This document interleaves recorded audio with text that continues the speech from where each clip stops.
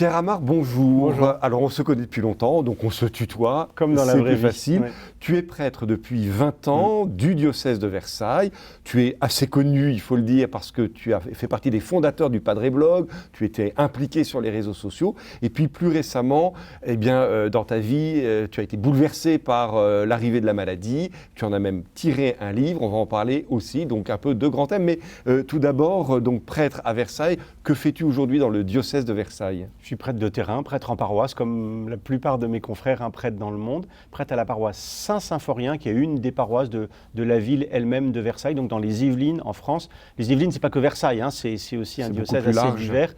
Mais moi, je suis prêtre en paroisse urbaine, donc avec ce que la vie de paroisse connaît, des sacrements à donner, des malades à visiter. Un des prêtre personnes... tout-terrain. Exactement, un prêtre tout-terrain. Alors, dans ta vie, tu as été longtemps, tu l'es encore en partie, impliqué sur les réseaux sociaux. Moi, ça m'intéresserait déjà que tu nous dises un peu quel regard en tant que prêtre tu portes sur tout ce monde virtuel. On a un peu, même en interne église, une espèce de conflit chez nous. Il y a beaucoup de gens qui disent, mais enfin, tout ça, ce monde virtuel, on ne fait pas de l'évangélisation. Et puis d'autres qui disent, non, si on n'y est pas, qui y est alors ? Quelle est un peu pour toi ta vision ? Oui, c'est intéressant ce que tu dis, c'est-à-dire que Internet, c'est un lieu. Beaucoup de gens pensent que c'est un moyen, un média, mais en fait non, c'est un lieu. D'ailleurs, tu m'as dit, est-ce qu'il faut y être ? Donc si on y est, c'est bien parce qu'on parle d'un endroit et il faut y planter la croix tout simplement, hein, comme Christophe Colomb en 1492 qui plante la croix pour dire, dans ce nouveau continent, on y met Jésus. Dans le continent numérique, il faut y mettre la croix du Christ. Mais alors ça veut dire que comme toutes les évangélisations, il y a aussi des risques. Bien sûr, parce que d'abord, on n'est pas tous exempts d'erreurs, on a des limites, on a des défauts. Qui n'en fait pas ? Moi-même, j'en ai fait. Donc il ne faut pas y aller seul, il faut y aller accompagné, il faut accepter la relecture de chacun, il faut accepter de travailler en équipe. C'est le travail habituel de tous ceux qui veulent être apôtres du Christ. Voilà. On n'y va pas tout seul, on y va parce qu'on est envoyé. On y va aussi avec beaucoup d'humilité parce que les projecteurs, les caméras peuvent parfois brouiller beaucoup de choses dans le cœur de ceux qui sont devant les caméras. Oui, c'est peut-être en particulier dangereux justement pour des religieux, des religieuses, des prêtres. Ça a été l'intuition du Padre Blog, un site que j'ai quitté maintenant, qui a été repris par une nouvelle équipe. On est allé en équipe ensemble pour une émulation commune, une stimulation commune. En fait, de travailler ensemble, ça régule et ça stimule. Et c'est bien, c'est bien. Alors, il y a quelques mois de cela, c'est pas si vieux que ça. Un peu plus. La maladie ? Oui. Ouais, quelques années maintenant, ça fait 2 ans. Ah, ça fait 2 ans, oui, 24 mois. Donc, tu as connu la maladie, une maladie grave. Tu en as tiré un livre. Quelle est la première leçon que tu as envie de donner ? Enfin, tu n'es pas un donneur de leçons, mais quel témoignage, le premier élément dont tu voudrais témoigner dans cette épreuve ? Le livre, c'était pas prévu, c'est parce que je m'ennuyais et qu'un ami prêtre m'a dit tu devrais écrire, tu aimes bien écrire, raconte un peu ce qui t'arrive. L'épreuve de maladie, ça vient de façon imprévue.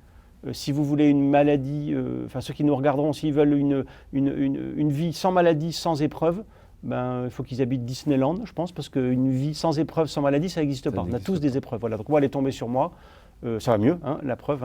Maintenant, c'est vrai qu'il y a un avant et un après, d'abord parce que je porte encore des séquelles et puis je les porterai toute ma vie. Ça a changé ton regard sur le monde des malades, le monde de la maladie ? Ça a changé ma vie d'homme, ma vie de prêtre, ma vie de chrétien, parce que la croix du Christ, la rencontre avec la croix, embrasser la croix, ça déploie, ça change tout, ça change le regard vis-à-vis des malades, même dans mon ministère de prêtre. Je me sens plus à même, maintenant, je trouve les mots, les gestes ou les silences quand je vois des personnes souffrir. Alors, tu vois, c'est une question qui m'intéresse. Quand tu dis embrasser la croix, moi, tu vois, ça me fait peur. Ouais. Si tu me dis, ça veut dire quoi embrasser la croix ? C'est quoi, une théologie dolorie ? Ça veut dire il faut beaucoup souffrir Non, mais... Parce que moi, tu lui dis ça à quelqu'un en disant, vous savez, si vous voulez bien vivre votre vie de chrétienne, il faut embrasser la croix. On va être choqué, il est complètement fou ce prêtre. En fait, quand on est prêtre, fatalement, c'est suivre le Christ. Et suivre le Christ, c'est l'accompagner dans les mystères joyeux et les mystères douloureux. Avant les mystères glorieux, un jour, on aura les mystères glorieux. Mais c'est pas que quand on est prêtre, quand on est baptisé, en fait. Oui, évidemment. C'est-à-dire que suivre le Christ, c'est l'accompagner partout, y compris dans les épreuves et dans les joies. Mais du coup, dans les épreuves, c'est ça qui est incroyable, c'est qu'il nous donne une joie, une espérance, une profondeur pour les porter. Mais alors, embrasser la croix, c'est quoi ? C'est un acte volontariste ou c'est se laisser faire finalement et une acceptation ? C'est dur d'accepter de souffrir, je sens que personne ne veut. Je n'ai pas envie d'avoir mal, donc là-dessus, je refuse la souffrance de toutes mes forces. Maintenant, quand on est en train de souffrir, on a le choix. on a un choix qui est double. Soit on se dit pourquoi je souffre, et pourquoi maintenant, et pourquoi moi, et pourquoi, et c'est un engrenage mortifère, on n'en sort jamais.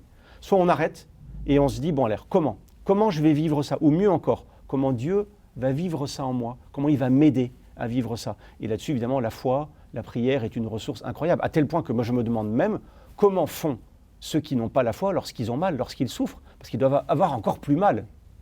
Tu as l'impression que cette épreuve, dans le fond, tu connaissais déjà le Christ, tu essayais de l'aimer, de le suivre, et ça a tout bouleversé? Ouais, je suis plus prêtre de la même façon. Je me souviens, dans mon ancienne paroisse, qu'on m'a retiré de ma paroisse, parce que j'étais incapable d'être curé, on a dû m'arrêter en 48 heures. Hein. Il y avait une religieuse pleine de sagesse, une religieuse aînée un peu de la génération du dessus, qui me reprochait, mais avec beaucoup de justesse, beaucoup de charité, elle me disait « Père Amar, il faut ralentir. Il faut ralentir, vous faites trop de choses, vous allez trop vite. » Et puis je m'en sortais en disant « Oui, on se reposera au ciel, on verra plus tard, comme tous les prêtres un peu à fond, hein, qu'on connaît ici ou là. » Et puis là, non seulement j'ai dû ralentir, mais j'ai même dû m'arrêter.